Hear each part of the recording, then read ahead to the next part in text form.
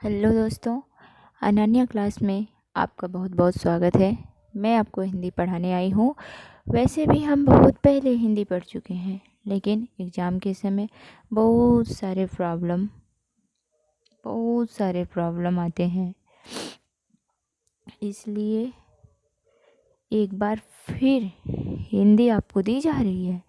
ये government exam के लिए बहुत इम्पॉर्टेंट है और बहुत ही अच्छे से हम आपको हिंदी पढ़ाएंगे। हिंदी की क्लास स्टार्ट हम कर रहे हैं और डेली वीडियो को आप देखते रहिए ताकि आप ज़्यादा हेल्प मिल सके। एग्ज़ाम में अच्छे से अच्छे हिंदी में मार्क ला पाएँ।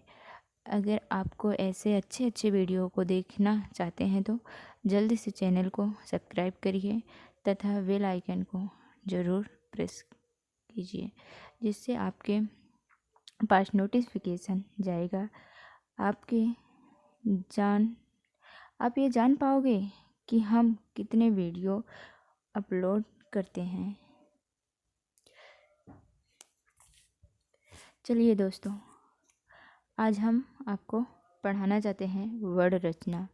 वर्ड रचना के बारे में हम आपको बताएंगे।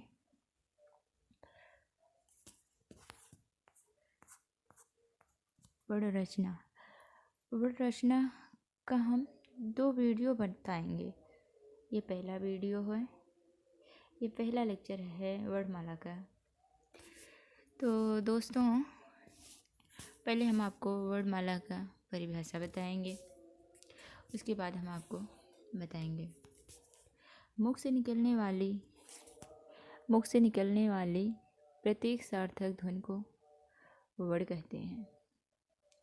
इसलिए ध्वनि को अभिव्यक्ति की न्यूनतम इकाई माना जाता है।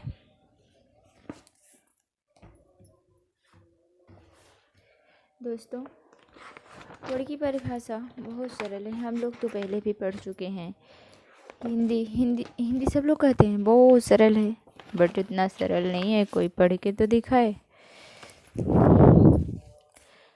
जैसे दोस्तों हुआ, मुख से निकलने वाली प्रत्येक सार्थक जिसका कोई अर्थ निकले उसी को सार्थक कहते हैं। और इसीलिए ध्वनि को अभिव्यक्ति की न्यूनतम इकाई भी माना जाता है। इसे न्यूनतम इकाई माना जाता है। लघुत्तम वाक्य ध्वनि को वर्ड कहते हैं। लघुत्तम वाक्य ध्वनि को वर्ड कहते हैं। आप तो ये भी जानते हैं, वर्डों के समूह को वर्णमाला कहते हैं। वर्णमाला इतना छोटा सा परिभाषा वर्णमाला का, वर्णों के समूह को वर्णमाला कहते हैं। आपको 2 परिभाषाएं बताई गई। अब वर्णमाला के बारे में हम आपको बताते हैं।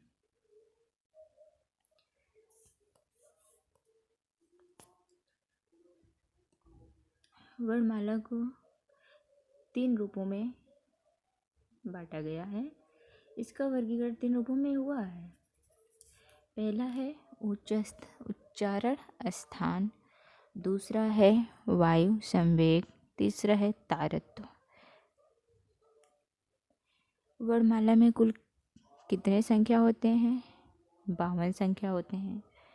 और इसकी मूल संख्या कितनी है? 42 है। दोस्तों, आप पूछेंगे ये 52 कहाँ से आया और ये 42 कहाँ से आया? तो हम आपको बताएंगे।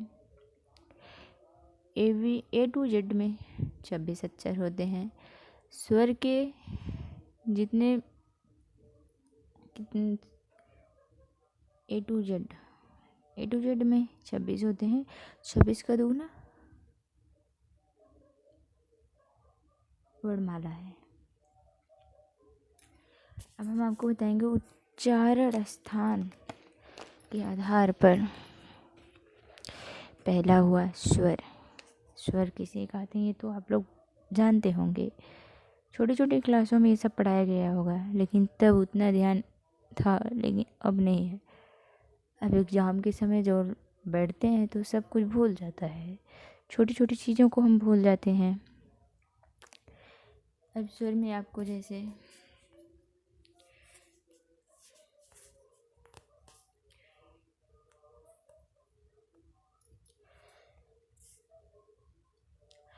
जिन वर्णों का स्वतंत्र अस्तित्व होता है, जिनके उच्चारण में कम समय लगता है, इन्हें मात्रा भी कहते हैं।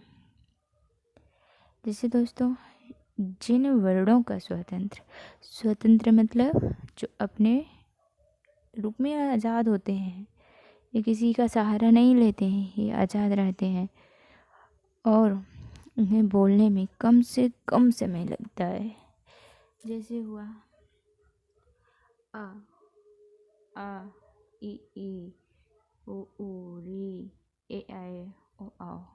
अब इससे भी छोटा वर्ड कोई है दोस्तों? नहीं है। जब सबसे छोटा है, सबसे कम समय भी लगता है और इसे मात्रा भी कहते हैं। कम समय भी लगता है और इसे मात्रा भी कहते हैं। स्वर को मात्रा भी कहते हैं। इनकी संख्या 11 होती है। वैसे भी आप लोग जानते हैं कि स्वर में 13 स्वर होते हैं, लेकिन इसमें आह और आह को हटा दिया गया है। सिर्फ 11 स्वर होते हैं। आ ई उ री ए आई ओ आओ। कुल मिला के 11 स्वर हुए। और स्वर के, अब आपको बताते हैं स्वर वर्ड के भेद।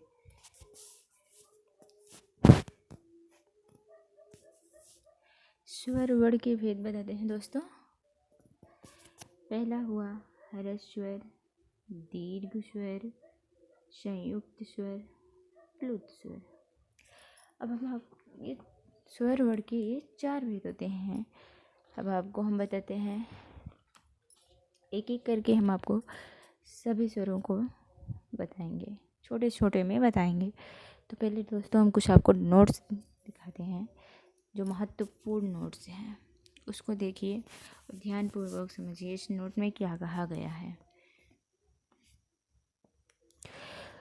कुछ विद्वान संयुक्त स्वर और दीर्घ स्वर को एक साथ जोड़कर स्वर वर्ड के 3 भेद मानते हैं। इसमें दोस्तों प्लुत स्वर को नहीं लिया गया है। कुछ विद्वानों ने प्लुत स्वर को नहीं लिया है, लेकिन दोस्तों स्वर वर्णों के 4 ही माने जाते हैं। अब कुछ विद्वानों जिन्होंने 3 ही भेद बताए हैं, लेकिन सही मायने में 4 माने जाते हैं। अब आपको बताते हैं ह्रस्व स्वर। ह्रस्व स्वर 4 होते हैं। ये 4 होते हैं आ ई उ री। 4 हुए ना।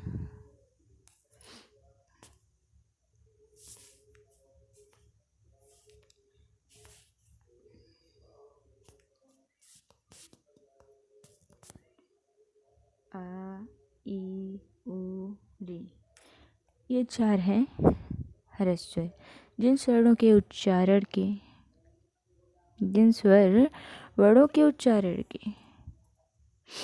में अत्यंत कम समय लगता हो, इनकी संख्या 4 है। तो कोई भी स्वर बोलो, इतना कम समय लगता हो, कुछ पूछो मत।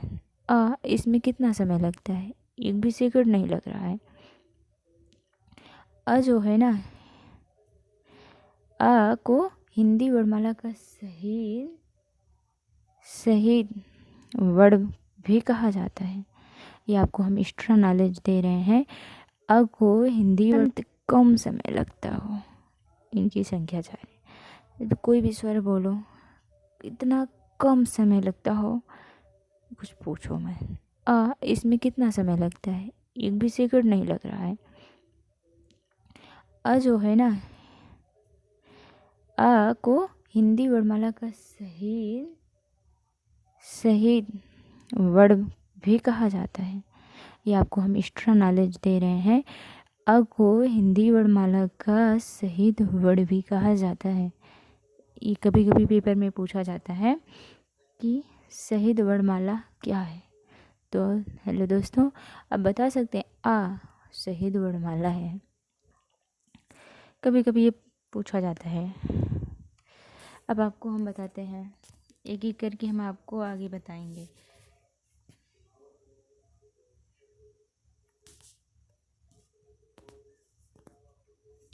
अब आपको हम बताते हैं दीर्घ स्वर। हरस स्वर्ग से दुगना समय लगे। अब हरस स्वर में छोटा सा आ आया, छोटी ई आई, छोटा ऊ आया, रे आया। अब दीर्घ आया, दीर्घ मतलब बड़ा। दीर्घ इसका नाम ही बड़ा है, पढ़ने में दीर्घ। आप तो जानते हैं दीर्घ मतलब बड़ा, लघु मतलब छोटा। हरस स्वर से दुगना समय लगे। अब हरस स्वर से दुगना समय लगेगा तो बोलने में भी टाइम लगेगा। इसकी मूल संख्या 3 और कुल संख्या 7 होती है।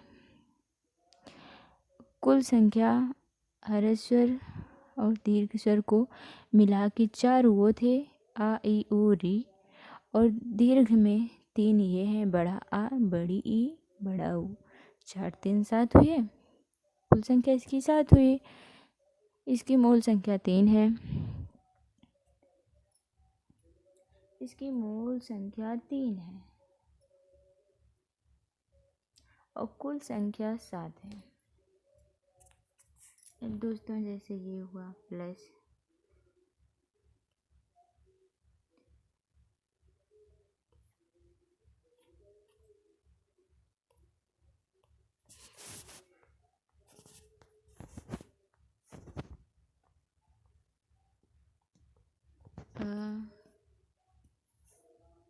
प्लस ई, ओहो,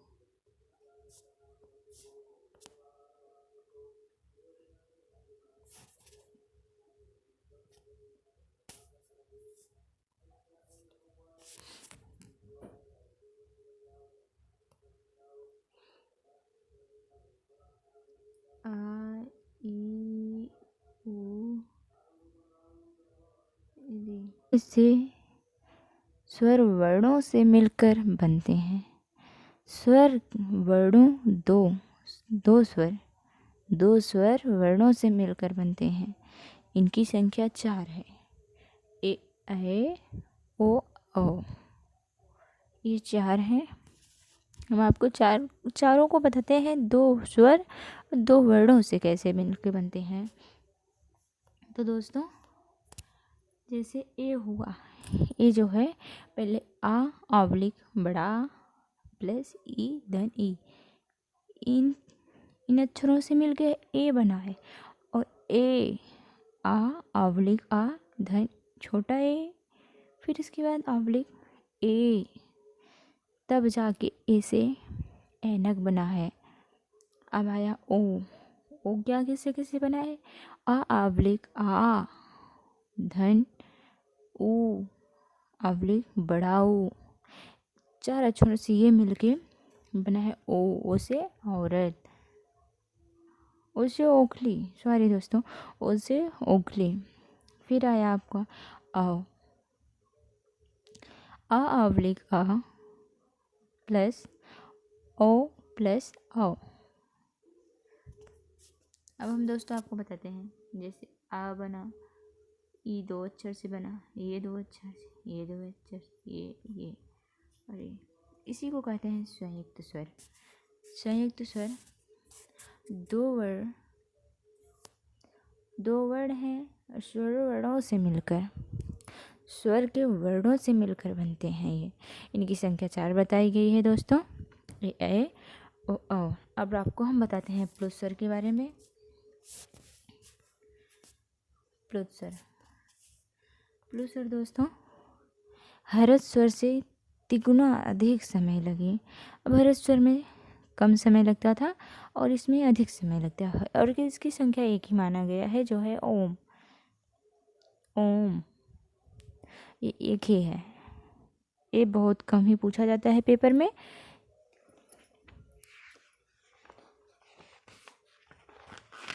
अब हम आपको कुछ ऐसे नोट्स बताएंगे जो बहुत महत्वपूर्ण है दोस्तों।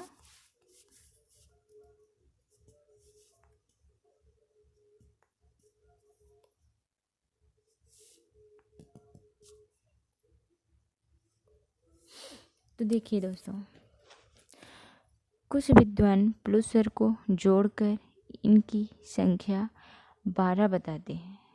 अब बताओ कैसे 12 बताते हैं। अब पूछेंगे आप कैसे 12 हुआ, तो हम आपको बताते हैं। और कुछ विद्वान दीर्घ री तथा ले को जोड़कर स्वर वर्णों की संख्या 14 मानते हैं। अब पूछेंगे आप कैसे 12 हुआ, तो हम आपको बताते हैं।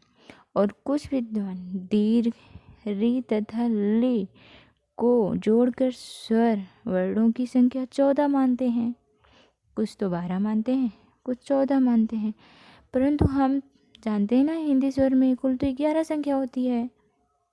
लेकिन कुछ विद्वानों ने 12 भी मानी है, कुछ 14 भी मानी है। तो हम आपको बताते हैं दोस्तों, 11 कहाँ से हुआ और 14 कहाँ से हुआ।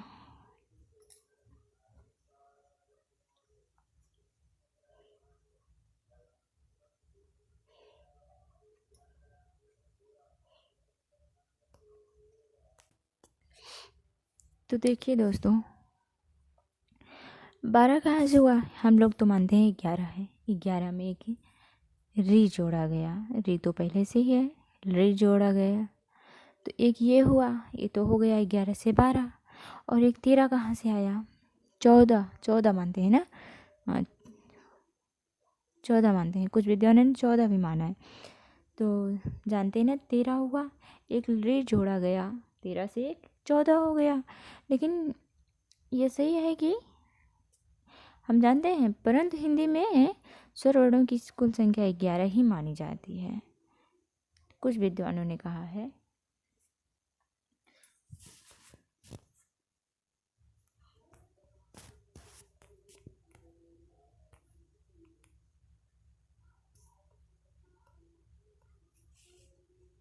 अब आपको हम दोस्तों बता दें, आहा और आहा ना ही यह स्वर है और ना ही व्यंजन है।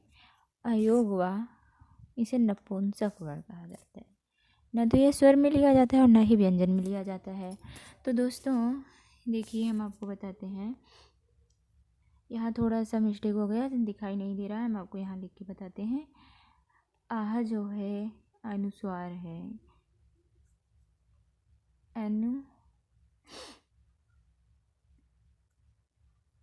अनुस्वार है, ये अनुस्वार है दोस्तों। और क्या नाम है, ये तो अनुस्वार हो गए। और एक आह जो है ये है विसर्ग, विसर्ग। इतना तो आपको हम स्वर के बारे में बता चुके हैं दोस्तों। तो आपको तो पूरी तरह से स्वर के बारे में पता ही हो गया होगा। अगर कुछ भी अगर ना पता हो तो आप कमेंट बॉक्स में कमेंट करके हमें बताइए, हम आपको बताते हैं। फिर आपको हम बताते हैं व्यंजन। स्वर तो हमने बता दिया, अब व्यंजन वर्ड जो हैं, अब इसके बारे में हम आपसे बात करते हैं।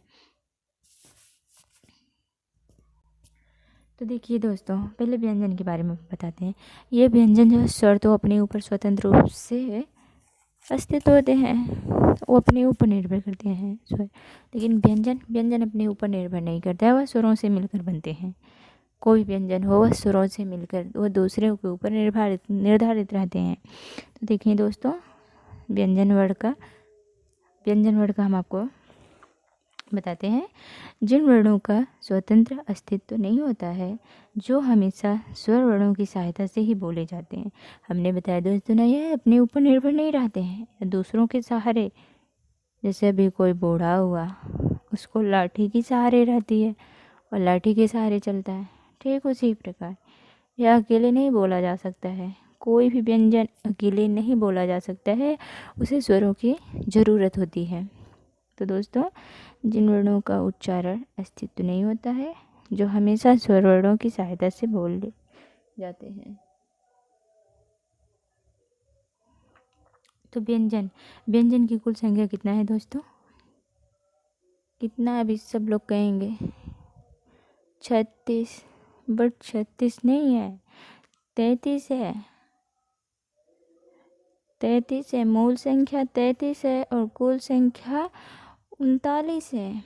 अब आप कहेंगे ये 39 कहाँ से आ गया, 36 होता है व्यंजन में, 39 तीन एक्स्ट्रा कहाँ से आ गया। हम आपको दोस्तों बताते हैं तीन एक्स्ट्रा कहाँ से आया। चलिए दोस्तों बने रहिए ऐसे, हम आपको बताते हैं तीन एक्स्ट्रा कहाँ से आया। तो दोस्तों देखिए,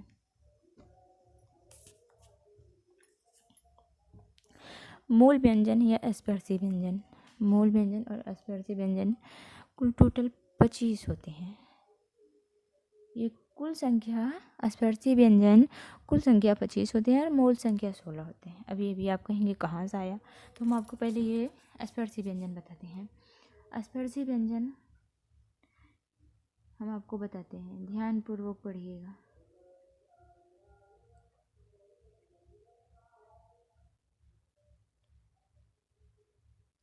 ये आपके स्पर्शी व्यंजन है, क्योंकि अड़ा अड़ा और ये सब ना, ये सब तो नाक से निकलते हैं। प वर्ग से लेके माँ वर्ग तक ये इसमें नहीं होता है, स्पर्शी व्यंजन नहीं है ये, तो एकदम बिल्कुल से आप छोड़ दीजिए।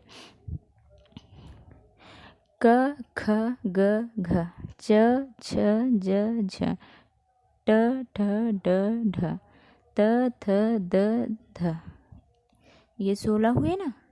और अब आप पूछेंगे 25 कहाँ से हुआ, तो हम आपको दोस्तों बताते हैं मूल संख्या 25 कहाँ से हुआ। तो देखिए दोस्तों, क वर्ग से लेके म वर्ग तक ये हैं आपके स्पर्शी व्यंजन। ये हुए कुल संख्या है, स्पर्शी व्यंजन के कुल संख्या। तो दोस्तों अब आप ये कहेंगे कि मैम जो आप ये 33 बताई और ये 39 बताई, ये कहाँ से आया। तो दोस्तों हम आपको बताते हैं, जैसे हुआ हम आगे आपको बताते हैं इसके बारे में। जैसे यहाँ हुआ, यहाँ से आप देखिए, हम यहाँ से आपको बताते हैं। 33 हमने बताया था ना, अब आपको पहले 33 हम बता दें। 33 कहाँ से आया, ये हुए यहाँ से लेके यहाँ तक 25 हुए थे। 25, 26, 27, 28, 29, 30, 31, 32, 33, ये रहा आपका 33। ये हुआ कितना आपका 33 हुआ कि नहीं हुआ। मूल संख्या 33। अब कुल संख्या आप बोलेंगे तीन एक्स्ट्रा से कहाँ से आ गया। तो दोस्तों ये बने रहिए आप, तीन एक्स्ट्रा यही है आपके 36 होते ही हैं। तीन एक्स्ट्रा मैंने ये बताया है आपको, स्रा ड़ा ड़ा, स्रा ड़ा ढ, ऐसे ढक्कन वाला ढक्कन, उसमें बिंदी लगी है दोस्तों, ये देखिए बिंदी लगी है उसमें। देखिए दोस्तों मैं आपको और एक चीज़ बताना चाहता हूँ। जैसे हुआ, अभी आपको हम बता रहे हैं कि ये का वर्ग कहाँ से निकलता है बोलने पे। जैसे का, ये दोस्तों ना कंठ से निकलता है, और चा वर्ग जो है ये तालु से निकलती है, जो जीभ के ऊपर तालु है वहाँ से निकलती है ये आवाज़। और ये मूर्धा यानी मुंह से निकलती है।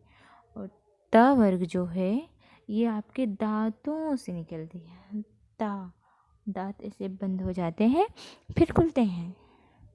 फिर आपके पा वर्ग से लेके माँ तक ये ओठ से निकलते हैं, ओठ बंद हो जाए, पा, पहले ओठ चिपकेगा फिर खुलेगा, पा। ठीक है दोस्तों, अब हम आपको बताते हैं। आपको तो ये बता दिए ना 33 और 39 कहाँ से आया। आपको इसमें दिक्कत, अगर कोई भी दिक्कत हो दोस्तों तो कमेंट बॉक्स में आप कमेंट करके बताइए हमें। अब आइए हम आपको मिलते हैं तुर्की शब्द। अब ये कहेंगे आप ये तुर्की शब्द कौन, जो दोस्तों ये तीन जो वर्ड लिए गए हैं, तीन व्यंजन एक्स्ट्रा, 36 तो होते हैं, मैंने 39 बताया, तो इसमें जो तीन हैं एक्स्ट्रा, स्रा ड़ा ढ, ये तीन जो है इन्हें तुर्की शब्द भी कहा जाता है। अब आपके हम व्यंजन के भेद बताएंगे, व्यंजन के कितने भेद होते हैं। तो देखिए दोस्तों, व्यंजन के कितने भेद होते हैं, व्यंजन के 6 भेद होते हैं। ठीक है, स्पर्श व्यंजन, अंतःस्थ व्यंजन, ऊष्म व्यंजन, संयुक्त व्यंजन, द्विगुण व्यंजन, वैदिक। ये हुई आपके 6। तो दोस्तों देखिए,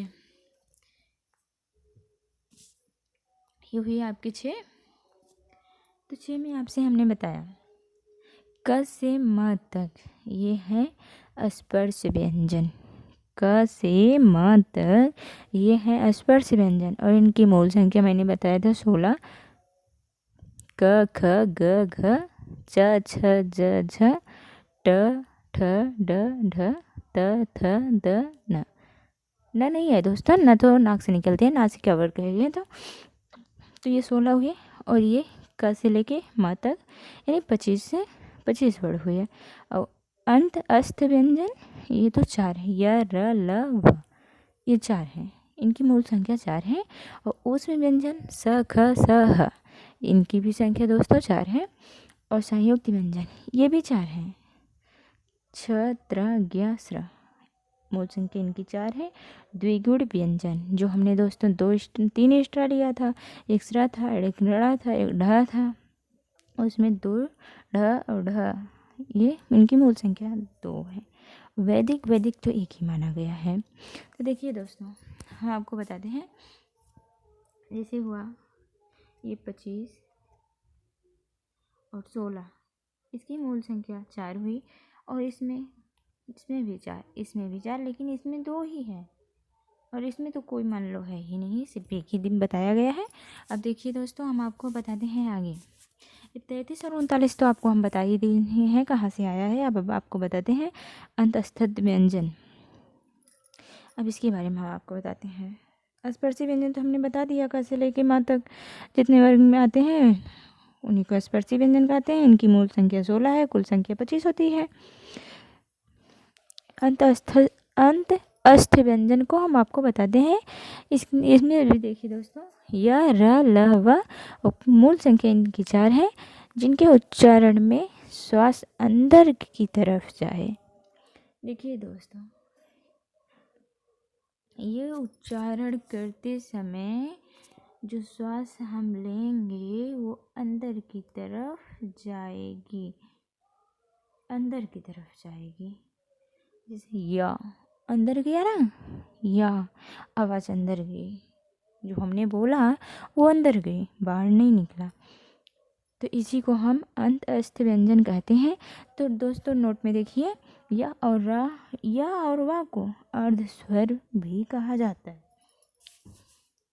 या और वा को अर्ध स्वर भी कहा जाता है, ये भी ध्यान दीजिए दोस्तों, ये पेपर में आ सकता है। अर्ध स्वर किसे कहा जाता है, तो आप दोस्तों बता सकते हैं, या और वा को अर्ध स्वर कहा जाता है। ठीक है।